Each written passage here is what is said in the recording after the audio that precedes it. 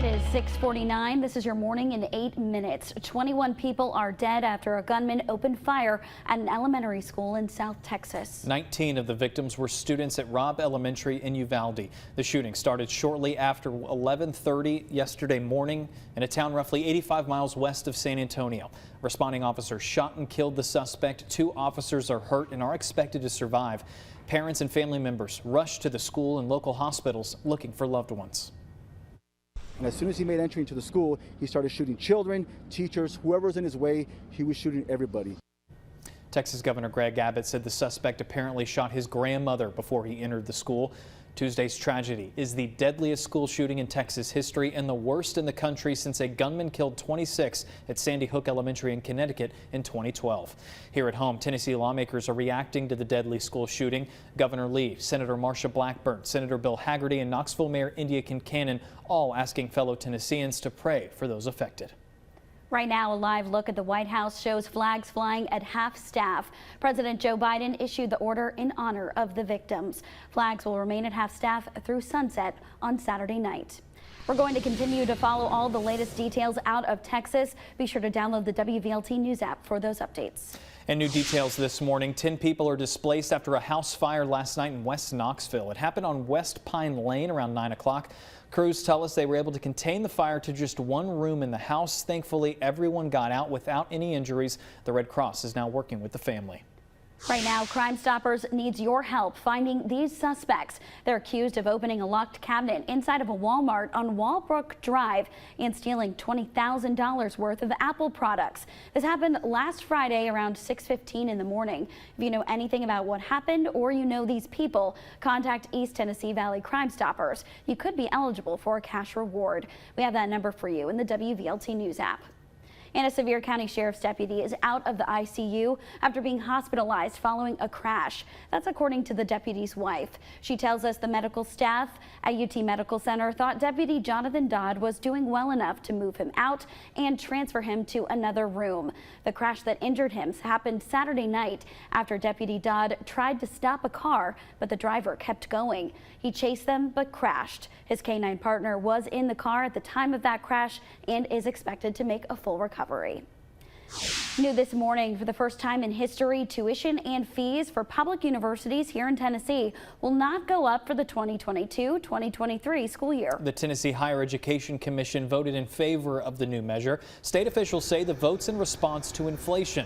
The commission was able to make the measure happen thanks to a historic $90 million investment from the state into public colleges and universities. Schools will also receive over $47 million to fund the state's share of a 4% state employee salary increase.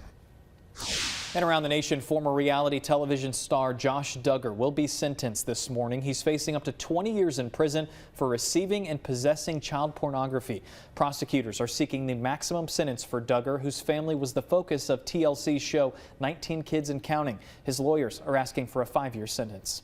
And continuing coverage this morning, the company at the heart of the baby formula shortage says it plans to restart its plant next week. Abbott Nutrition's plant originally shut down in February due to safety and health concerns. The company says it will restart production at its facility in Michigan on June 4th. The FDA and Abbott have since reached an agreement on the steps the company needed to take to restart production. The company expects the first batches of new formula to be available around June 20th. Meanwhile, a second Air Force cargo plane loaded with formula from Germany is expected to arrive in Virginia today. This is all part of Operation Fly Formula. The formula will be sent to a Nestle distribution center in Pennsylvania. 114 pallets of hypoallergenic formula for infants will be sorted for delivery to hospitals, families in need, and retailers nationwide as soon as this weekend. And a recall alert this morning. Hyundai recalling nearly 250,000 cars because the seatbelt parts can become too tight and shatter, sending pieces flying. 3 people have been hurt, 2 here in the U.S. You can take your car to a Hyundai dealership to have repairs made for free. You can find a list of the affected makes and models right now on the WVLT News app. And WVLT, proud to be your official station of the Vols. We now know who the Vols will play tonight in the second round of the SEC baseball tournament in Hoover, Alabama. While you were asleep, Vanderbilt beat Ole Miss in the middle of the night after being delayed all day due to bad weather. If the weather in Alabama holds off today, Tennessee should play Vandy around 8 o'clock or 9 o'clock tonight. We'll keep you posted on what time first pitch will be.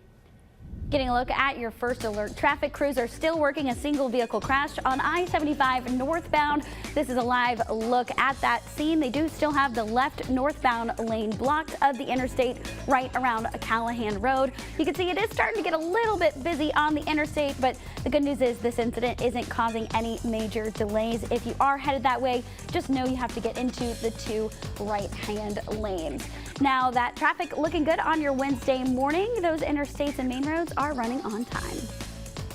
Your first alert forecast with Chief Meteorologist Heather Haley.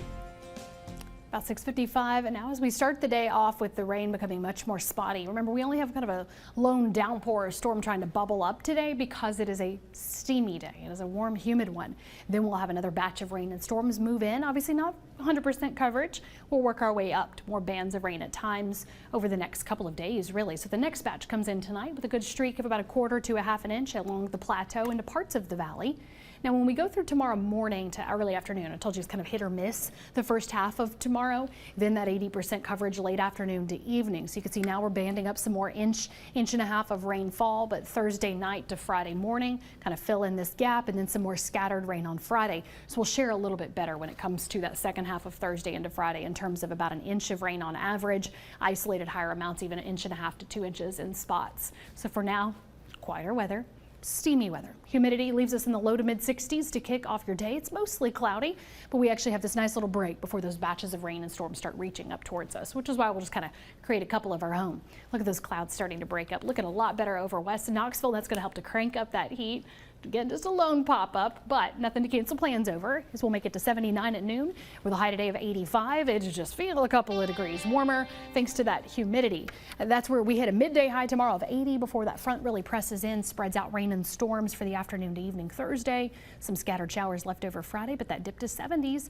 Although we're talking about a steamy second half of your first 8-day planner as well. So we've got you covered on that latest track in case you missed it coming up on the CW. All right, so we just got to get through the rain over the next couple of days. And I'm looking forward to a sunny, hot Memorial Day, just like our forefathers intended, right? Got to be hot outside. It is 6:56. We do want to leave you with a live look in downtown Gatlinburg on this Wednesday morning. You're watching WVLT News. We're headed over to the CW in Knoxville. We'll see you there.